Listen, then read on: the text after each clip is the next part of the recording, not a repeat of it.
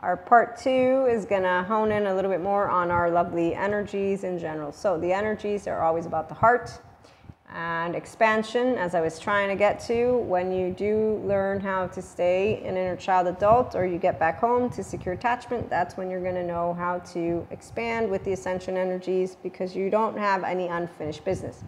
As long as you have unfinished business, what that is going to mean, whether you have twin flame or not, divine feminine, divine masculine, doesn't matter, okay? So as long as you're not a whole self, that means that you accept you. So Little Mermaid tail, hey Eric, I got a tail, I got a dad, you know, basically no drama, just 2 people or more.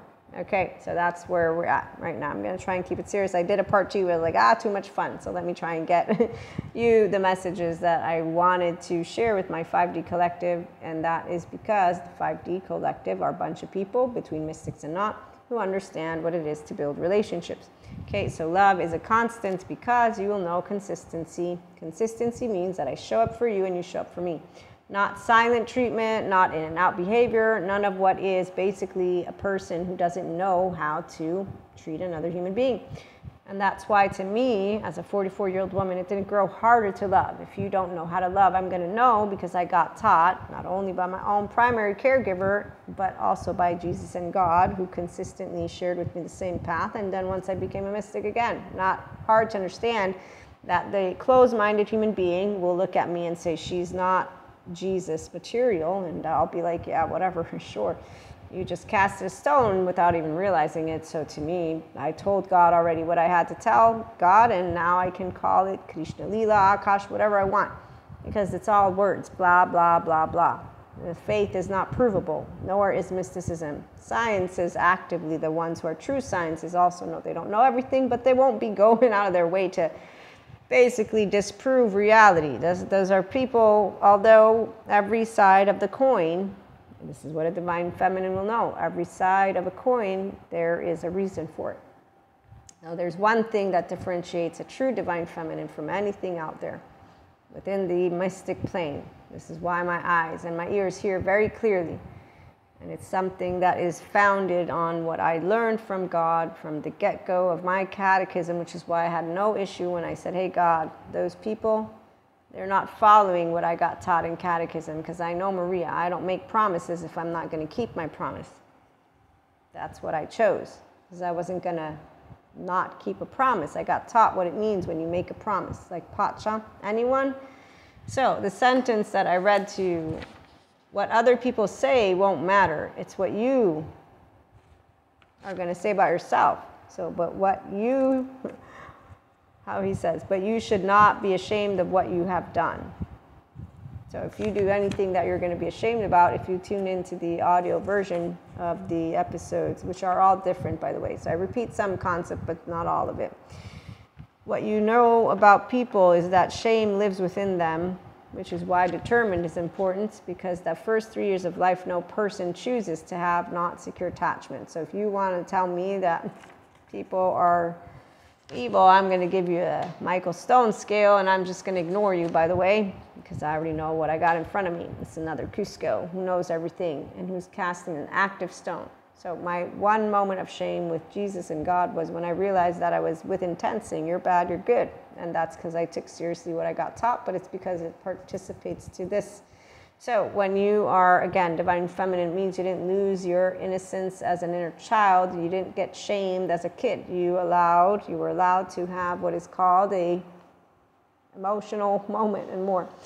Okay, so you don't back off from a promise if you get taught how to keep promises. You also don't maintain, as a 44-year-old woman, if somebody breaks a promise, I'm like, oh my God, they broke a promise, I'll never speak to them again. Actively, no, I actively don't stop being friends with anyone. I learned from one of my friends, because I didn't talk to him for 5 years. And when we became friends again, I said, oh wow, he's just, okay, got it. So fear again. And that's where the attachment trauma information people will help you understand why those who have a 1-year-old with a no secure attachment automatically is defective here.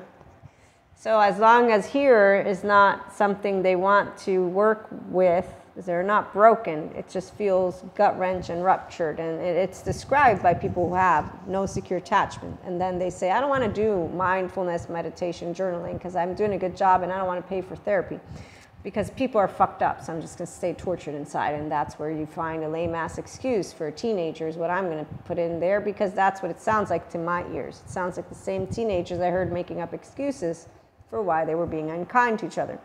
Now they all want to still use words, demon, Lucifer. To me, I got taught what it was. I remember saying, I don't see Lucifer anywhere. I see people and I see suffering and I see they keep making the free will choice, and now I got explained with determined, and then our lovely Dr. Daniel Siegel. So Robert Sapolsky wants to prove there's no God, and basically he's just creating a controversial topic like any other academic who basically is going to, you know, come out and write a book and give you qualitative analysis and, you know, quantitative. So a smart human being, mystic or not, will understand that there's no need for argumentation because we're curious people. Those in the 5D collective. So open hearts are the ones who expand, not the other way around. The other way around, they start to sound like donkeys. In fact, they're very interesting because not only do they sound like donkeys, they also look like Stromboli, and Pinocchio is the only one who falls for this shit. That's it.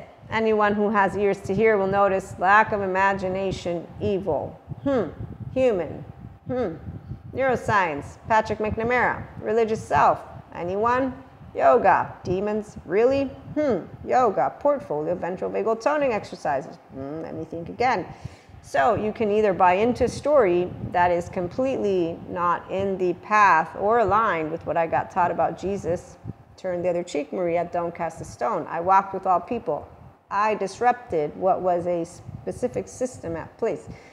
You don't need all of those details. The only people who look for details like that are the same ones who are navigating a left mode alone. Their right mode is nowhere to be found. And in fact, you'll notice who they're following. They're following the same jackasses that the only ones who follow them are actively also journey mantles. Again, because otherwise you'd hear, the mantle must be blocking your ears from hearing what the words of a person and how they're organizing also. Because if you're playing to your crowd, you're going to, in fact, use they, us, anyone, in, out group, anyone. The minute you're talking to me like that. So I know we have a 5D collective here. I'm not trying to do it on purpose. I actively didn't think the 4D would stay where they're at. But now I know exactly who 4D is and who 3D is. And then I got a little bit wiser, as always. Every year, Divine Feminine continues to expand her Fibonacci. And that's the one thing that the masculines do better than the Divine Feminine. Divine, not divine, but the masculines are the ones who actively are able to have the aerial view as they look down and they pinpoint, and we're gathering and they're like, okay, let those ones go because they're actually bad. And we're like, no, we don't have to let go anything. You know why? Anyone know what life does? I learned it in my biology class. A cell, it sheds its skin, right? Or anyways, it goes through a process. And when it's changing, it dismantles that which doesn't serve anymore, and then it transforms. That's why Divine Feminine knows we don't have to do anything, but we'll actively be our own masculines as well, by the way. It's really nice because you're a doer and a beer. So with love, it doesn't come in and out of our life. You either stay or you go. That's it. You come and go, sure, whatever, jump the fence. It's not a fence that I'm going to make high. Actively don't want to keep you in it. And eventually there's divine masculines that get a hold of their own divine feminine, so they start building. So again, it's a balance. Nobody is needed. Nobody is not needed. The only people who think that only one of us will make a huge difference are the same egoic human beings who actively will think that clairs make them more special, while we're all special because we're all contributing. Now, obviously, as my smart divine masculines will present, but some people are contributing. I say we're all contributing. We just don't know, because there's a lot that you will know.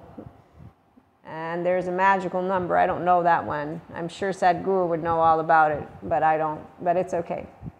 8-8 portal. It's about expanding the heart. It's about people who are authentic. Love is a consistency. That's what you learn if you are a whole person with secure attachment. Join us for spiritual self-help, personal development. And again, as Sadhguru shares with other people, say it doesn't matter, but you should not be ashamed of what you have done. And if you have ever done anything you're ashamed of, you can make amends. You can completely turn your life around and participate and support each other to heal trauma 1% at a time and to make our world a better place for everyone, because that's exactly what every human being will want. And that's what any true God would want too, by the way, is for us to get along. Tune in for more.